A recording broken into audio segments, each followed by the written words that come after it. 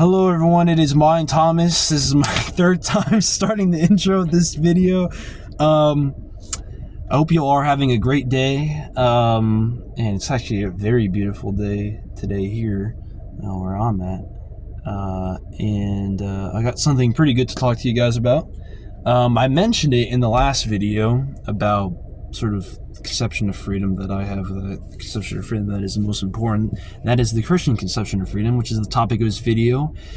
And it will probably be the title of this video too, assuming I don't come up with anything better. But yeah, that's what we're going to talk about today. And so before I get into that, however, I would like to address a comment that was on the last video of someone who basically said that I shouldn't be judging other people and that I think about too much about other people's actions. And what I'm going to explain today, I'm going to explain it today, but before I'm going to discuss it before I get into the Christian conception of freedom. It's actually going to lead into the discussion of it, because there's this dominant thought in today's society that basically, you shouldn't really care what other people do. You shouldn't critique other people's cultures. You should be accepting of them, and you should just accept it as normal, basically, what other people do. But in not every case do people have cultures that are tolerable and acceptable. And one of the cultures I think is unacceptable today, that's really prevalent today, is the culture I described in the last video, and that is the culture of materialism and consumerism that exists today. And basically, the comment I had in the last video was saying, "Oh, I shouldn't care about that, and that I shouldn't think about what other people do." But I can't. I wouldn't talk about it if it wasn't a significant issue in our society. There's a lot of things that I see other people that are not people, but I see a lot of cultures that I don't like, but there's no reason in talking about some of them because they don't have the same sort of pervasive and great influence that consumerism and materialism does today. And that's what I talked about in the last video because I think it's important and I think it misdirects people's lives. And, the ultimate point of all these videos is to sort of steer people in what I think is a good direction. You can agree or disagree with me, and I would be happy to address people who disagree with me. I think it's actually more interesting than seeing people who just agree with me, because that's kind of how you sort of spread ideas and teach and prove things are wrong, prove things wrong.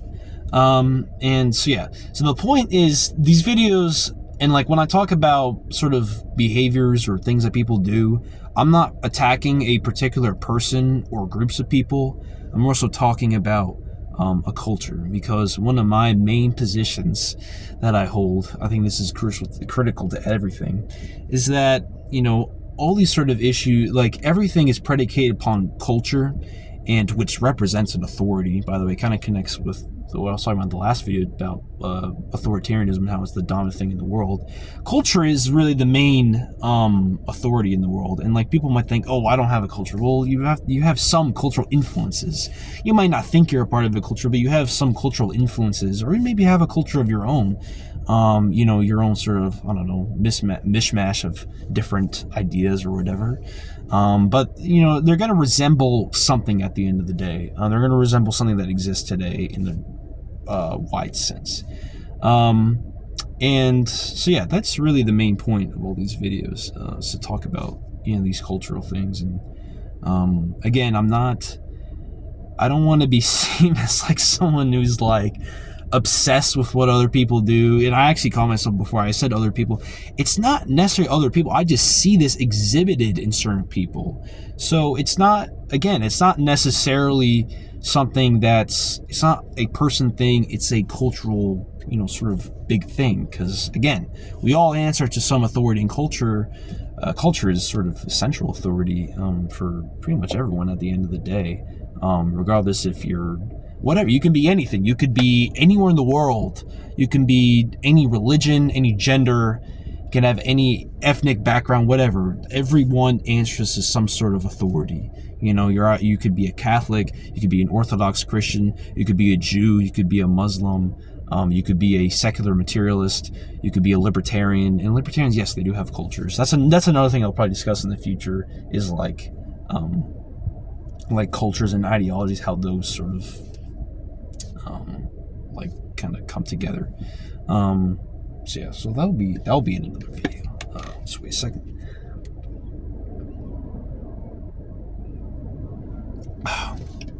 This is ridiculous. I'm really sorry. I don't really have the best place. I might actually, maybe this is better. Actually no, that's terrible. I don't really have the best place to do these videos right now. I might just do it yeah, I think that's better. These cars are freaking distracting. Fortunately, this area is not as bad as my other options. The area I don't have the same access to an empty woods like I do at home. So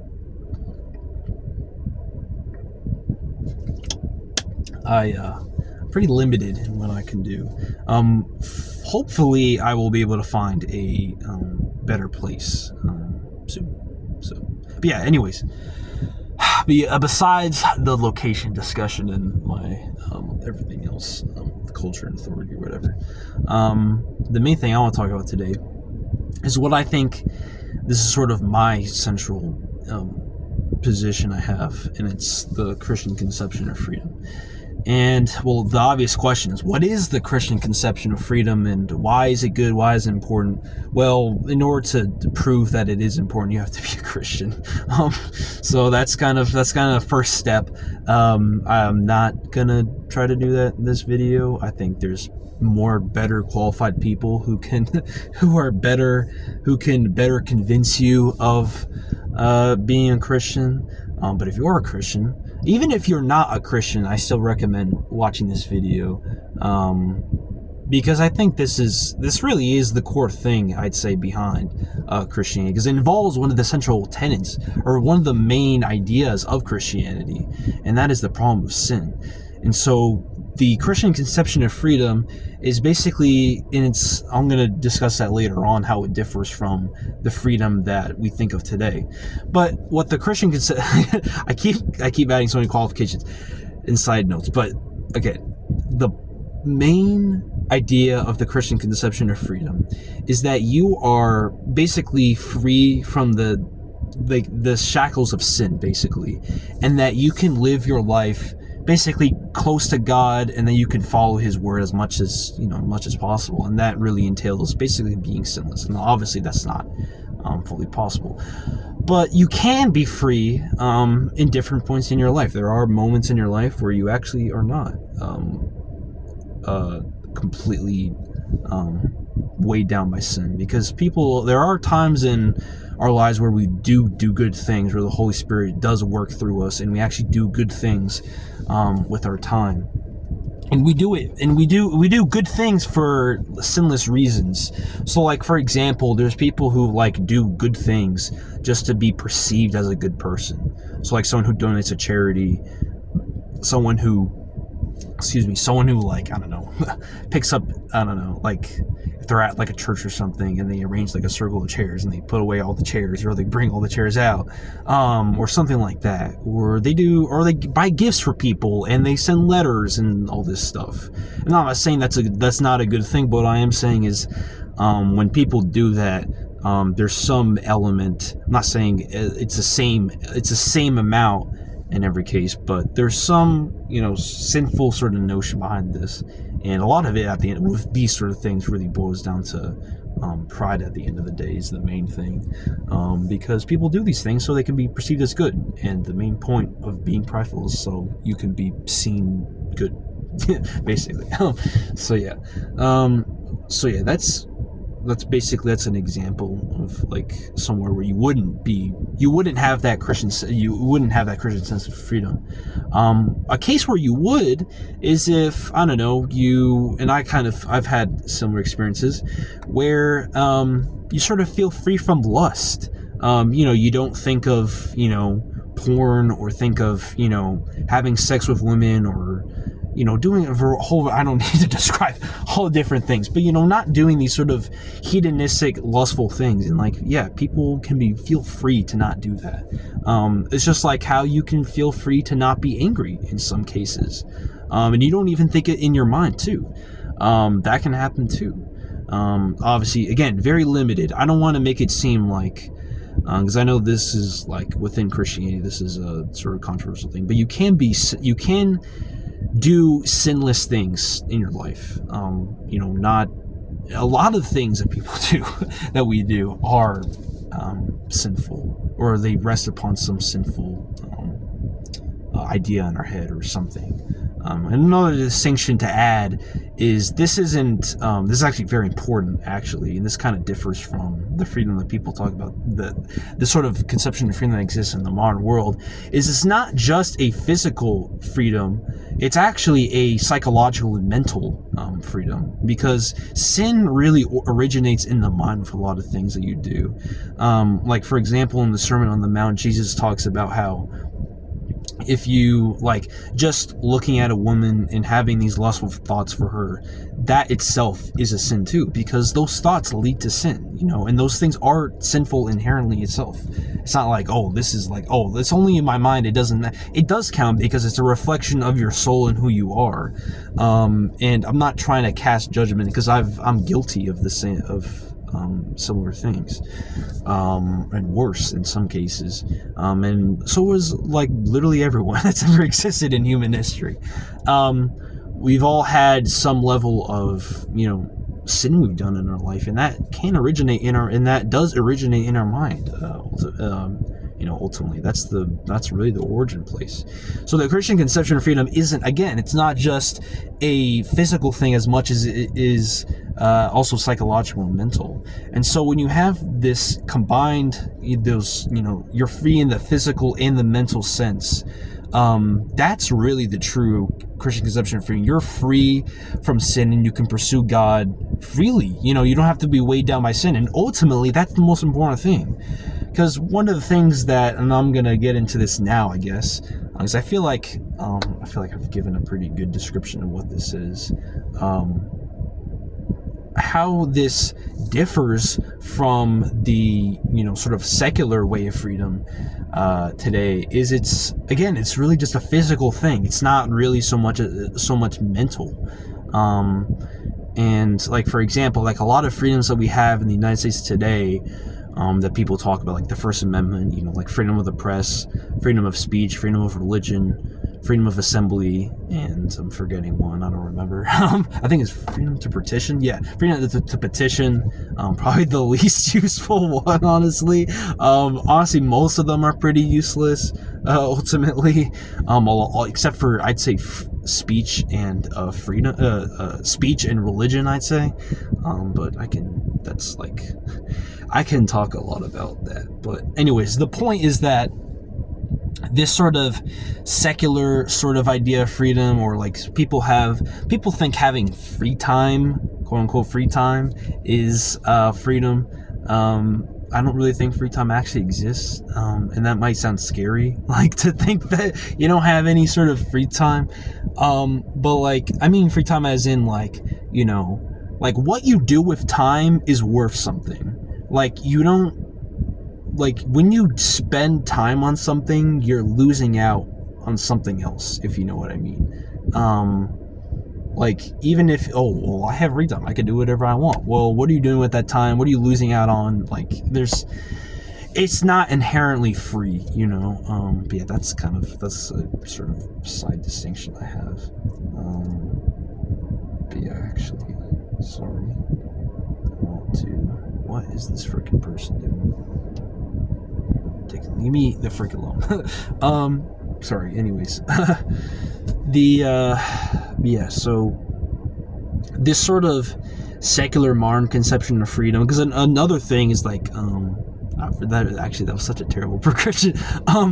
One of the other ways in which this sort of modern conception of freedom is really dumb is like the sort of material view of freedom. Like, oh well, I'm free, I can buy all this stuff. I have economic freedom, even though economic freedom actually doesn't really make any sense actually, because it's like kind of counterintuitive to say that you have freedom to get money when you're not, like, it's not like you automatically just generate this money out of nowhere. Like, you're not, like, you don't just, like, autonomously produce this money. You have to give up something to get that money. So it's actually not freedom. And ultimately, you have to also weigh the fact is the amount of time people put into their jobs, is that really worth the amount of money and satisfaction they get out of it? And ultimately, money really is for almost literally everyone, money is really the ultimate sort of satisfaction. Even if you like the job you do, like, you don't do the job just because you like what you're doing. Like, mathematicians, or at least I'd say, it kind of differs per person. There are people who do devote themselves to math and they don't really care about the material sort of rewards they get from it, or scientists or people like that. There are some scientists who actually were like that. I'd say that's very rare today, just because of how much standardized, like, how much education you need to do, how much time you need to put into these things. Like, you're not going to do all that just for your own personal satisfaction. You're going to do that for money, because like, that's the whole point of it. So, but yeah. Anyways, I'm kind of getting off track. The reason why I think, let's try to think of how I want to progress this video. One of the reasons why I think that we live in such a sort of unsatisfactory world, people feel like people can make tons of money and yet they still feel like they don't have enough in their life, is because they're missing out on this sort of Christian freedom. Because a lot of people who devote themselves to these jobs sort of neglect these sort of very important, ultimately the only important thing in our lives is what we like, what our faith is, what we decide to believe in. That's the most important thing. But yeah, anyways, the thing is that people devote themselves to these short-term sort of interests, like money, getting jobs, getting good grades, getting, I don't know, whatever, putting your time into things that are only material. And this goes for not even just like money and material goods, but it goes for like, even like people with, YouTube channels, or people with their jobs, not jobs, families.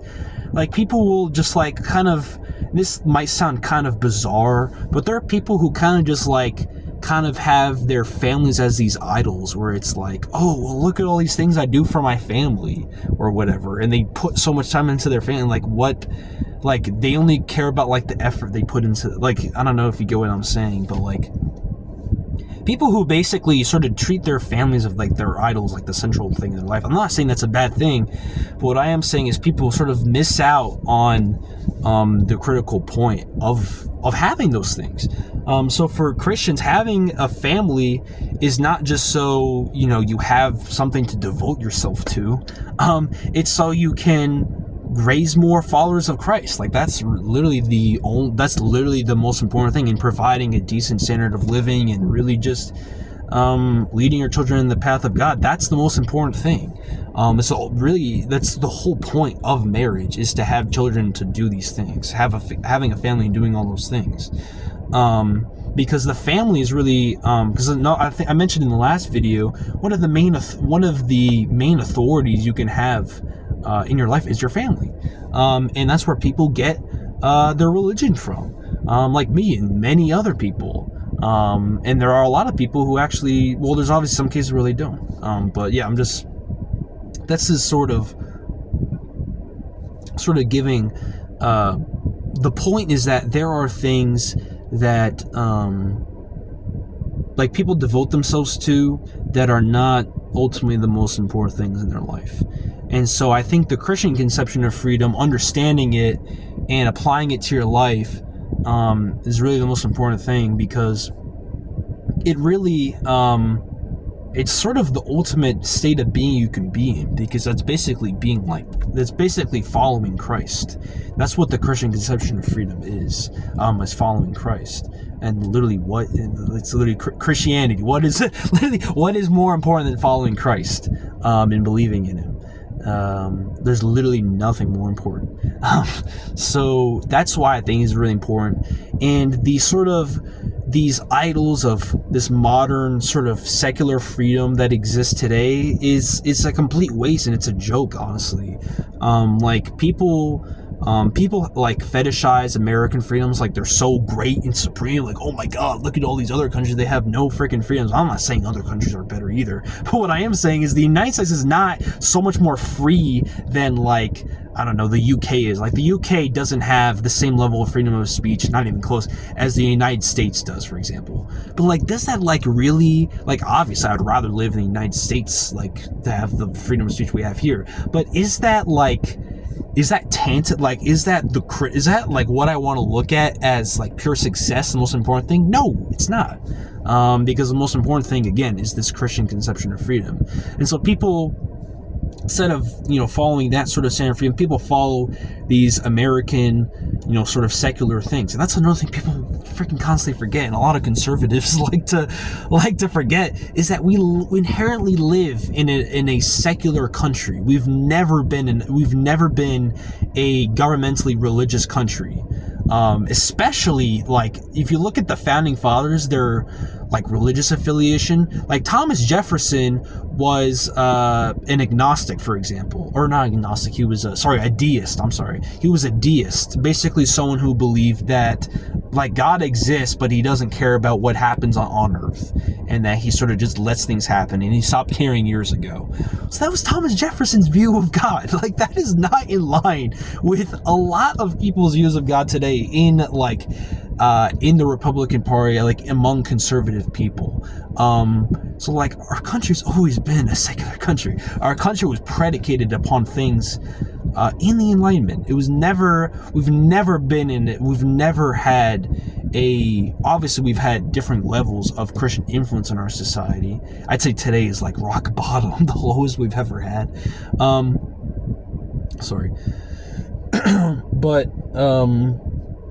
Yeah, so we've always been this sort of secular country, and so people sort of think that, we live in and this kind of actually connects to pride, because people think, well, I live in the United States, I'm an American, we live in a great country because I'm an American, so America has to be a great country.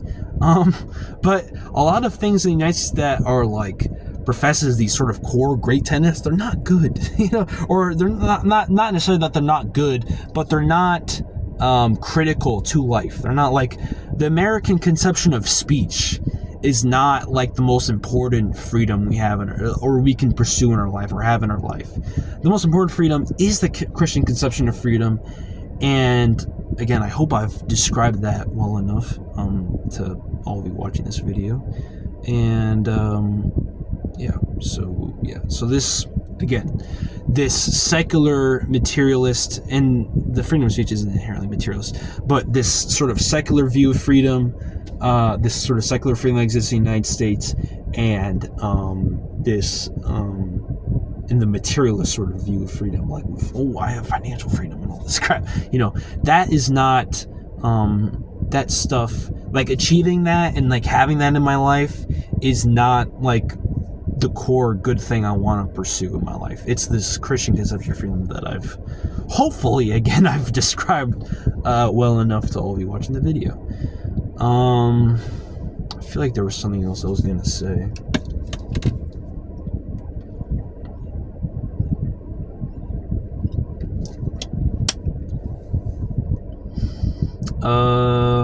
Not really, honestly. I feel like I don't want to drag this video on for too long. I feel like I've sort of described everything well. And I'd say at the very least, if you're not a Christian, you don't want to follow this secular way of freedom, this materialist, brain dead sort of American view of freedom.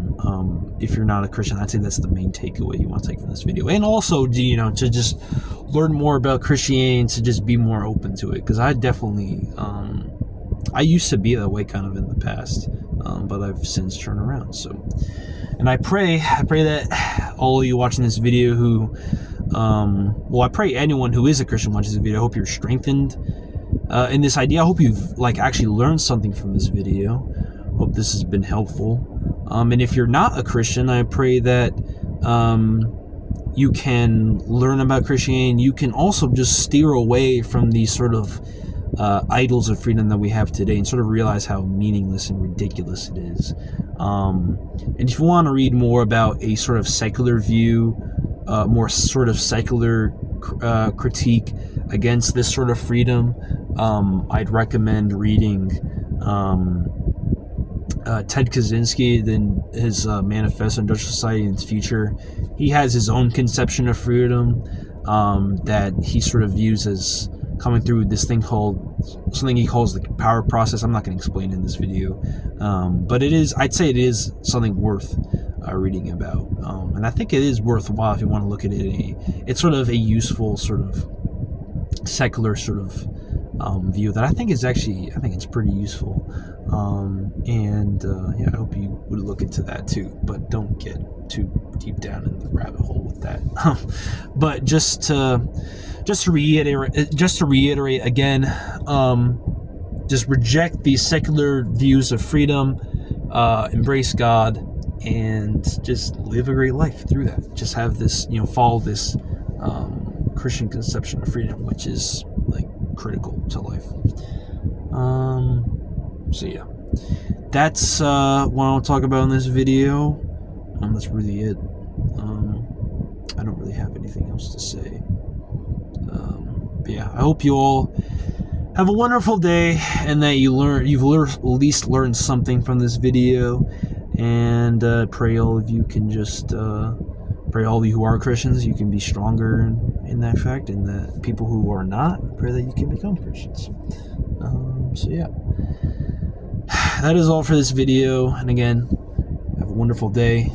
I'll probably have a video out, I don't know, next week. I honestly wasn't expecting to even record this video today, so it might not be for a little bit before I have a new video. But yeah, hope you all have a great day, and farewell.